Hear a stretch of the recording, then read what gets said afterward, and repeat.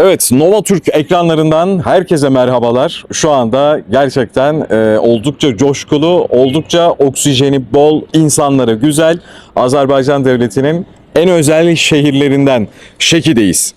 Yanımızda ise emektar jurnalist ve onurlu gazeteci Sayın Akif Salam Beyefendi ile birlikte bu güzel Şeki manzarasında sevgili Şahin Aliyev ile birlikte şu anda sohbetimizi başlattık.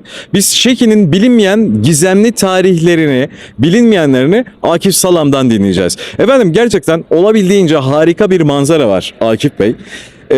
Gerçekten bu manzaradan da ilham alan Bahtiyar Vahapzade'nin şiirleri tüm dünyaya, tüm Türk dünyasına yayıldı. Tabii, tabii. Ben biraz evvel de qeyd elədim. Bura demək olar ki, alimler, şairler yurdudur. Evet. Bəstəkarlar yurdudur. Vətənpərvər insanların yurdudur. İndi biz şəhərin mərkəzində, yani bu insanlar, buradaki insanlar öz yerini, yurdunu çok sevir. Bak indi biz o yerde dayanmışıq ki, Evet. Şəhərin mərkəzində 5 mərtəbəli hotel binasının çardağında, Evet. oradan Şəkini seyr edirik. Terrasda oradan Şəkini seyr edirik. Dört bir qırağı dağlarla əhatə olunur. Onu yadellilərdən qoruyan elə bir sipər olur. Onu yadellilərdən qoruyan bir səngər olur. Təbii ki, bu cür şəraitdə yaşayan insanlar həm də cəngavədirlər, həm də qoçaq olurlar, həm də mən sizə bir əfsanə danışacağım. İskəndərin qoşunları Azərbaycandan keçəndə, Fatih İskəndər, Makedoniyalı İskəndərin qoşunları Azərbaycandan keçəndə Şəkinin bir aran ərazisi var. Alazan Həftəran vadisi deyirlər, Dəhnələr vadisi deyirlər. Deyir, orada bizə qarşı Amazon qadınlar oluşur. Kişilərlə yanaşı Amazon qadınlar oluşur. İşi paltarı geyinmiş, döyüşçü paltarı geyinmiş qadınlar da oluşur. Yəni bu xalqın tarixidir. Səhv eləmirəmsə Pitoyevin əsərlərində var, qədim tarix kitablarında. Bir daha hoş gelmişsiniz. Başka ne sorunuz varsa buyurun, ben sizi dinlemeye hazırım. Bildiğim dairede. Evet, tabii ki mikrofonu Şahin Bey'e de verelim. Onun da ilave etmek isteyeceği şeyler var. İlk olarak bir daha Akif müəllim teşekkür edirik bizim təklifimizi qəbul etdiyiniz üçün. Bizim bir başka bir sualımız var. Hacı Çələbi xanın Azərbaycan üçün önəmi nədir? Yəni Hacı Çələbi xanın ümumiyyətlə bu bütövləşdirmə siyasəti. Çünkü xanlarımız arasında bütövləşdirmə siyasəti yürüdən elə bir nömrəli xanlardan biri də Hacı Çələbi xanıdır. Bu mövzuda istəyərdik ki, izləyicilərimizi o tarix anlatır. Böyük məmnuniyyətlə, əlbəttə bildiyi dairədə. Deməli, Hacı Çələbi xanın Azərbaycanı birləşdirmək ideyası tarixi bir zərurətdən doğur. Bu elə bir dövr idi ki, deyir Alman knyazlıqları o kadar balacaydı ki, bu knyaz ayağını uzadanda gelip öbürü knyazın malikanasına çatırmış.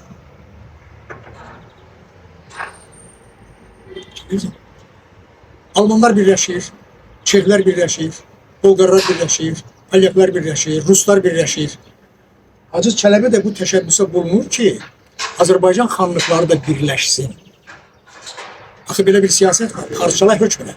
Kimisə məhv eləmək istəyirsənsə, onun qüvvələrini parçalayırsan, zəiflədirsən, sonra hökm edirsən, məğlub edirsən.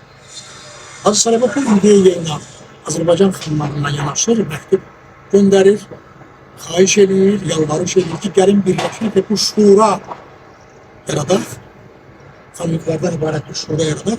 Mahmud İsmailovun Azərbaycan tarixi kitabında var bu şeyler. Yani kim məktub istəsə, bunu verir. Ama nedense başka xanlıqlar buna razılıq vermir. Hatta Şəki xanlığı Gürcü knyazlığı ilə müharibə eləyəndə, siz yəqin bilirsiniz.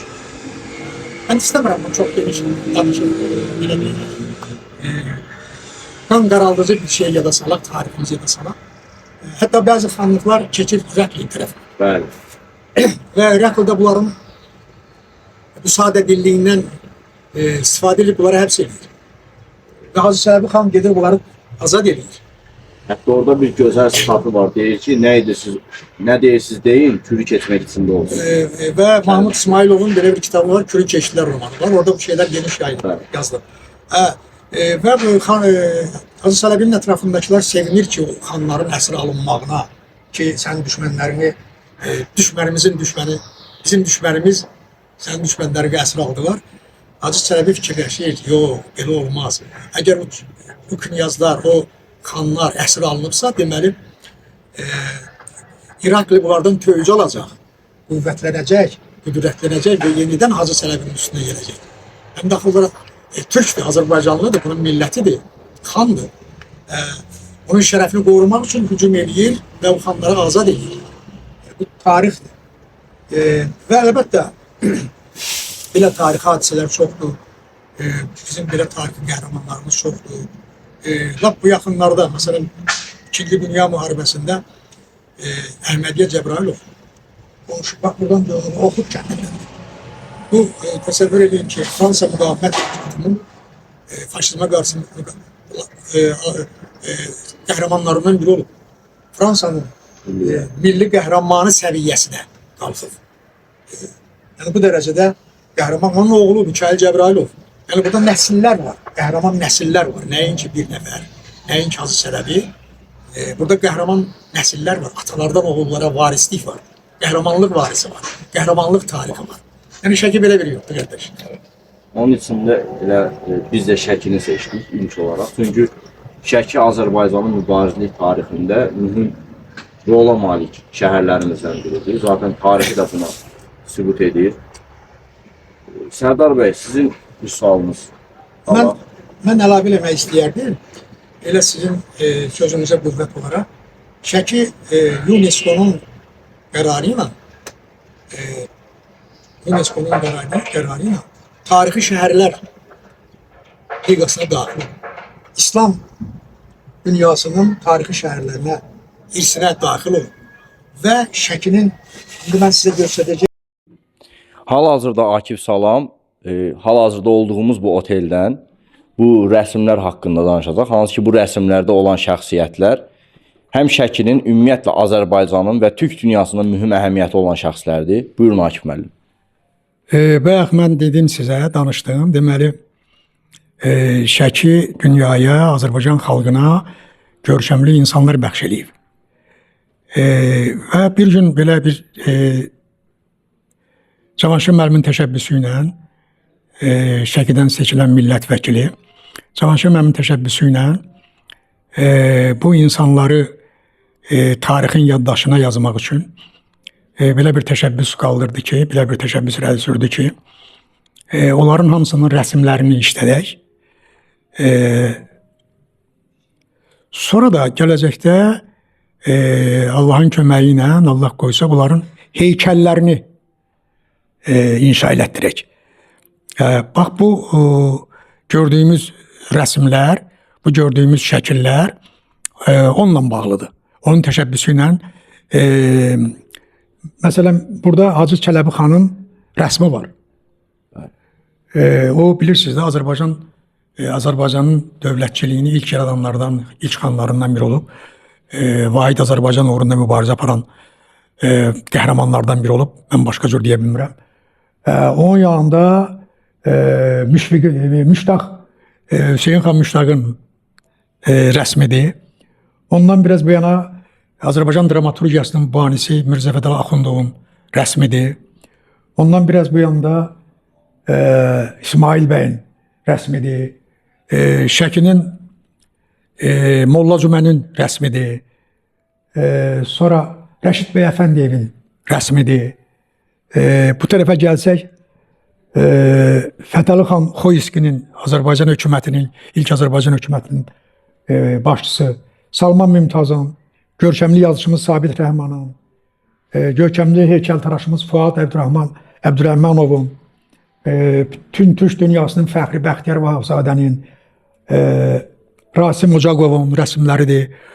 Beləcə bu salonlar Şəkinin fəxri vətəndaşlarının rəsmləridir. Burada Fransa Milli Müqavimət Hərəkatının iştirakçısı Əhmədiyyə Cəbrayılovun, ona De Gaulle da deyirlər. Çünki De Gaulle'la Fransanın keçmiş prezidenti De Gaulle'la bir yerdə vuruşub. Şəkillər ona De Gaulle deyir. Orada Şəfiqə xanım Axundovanın rəsmi var. Bax beləcə.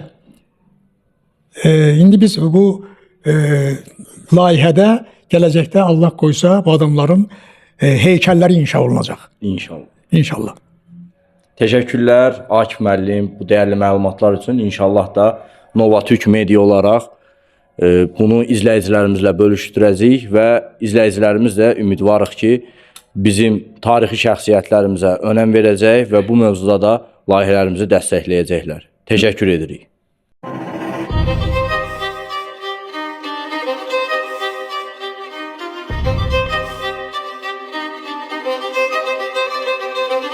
Thank you.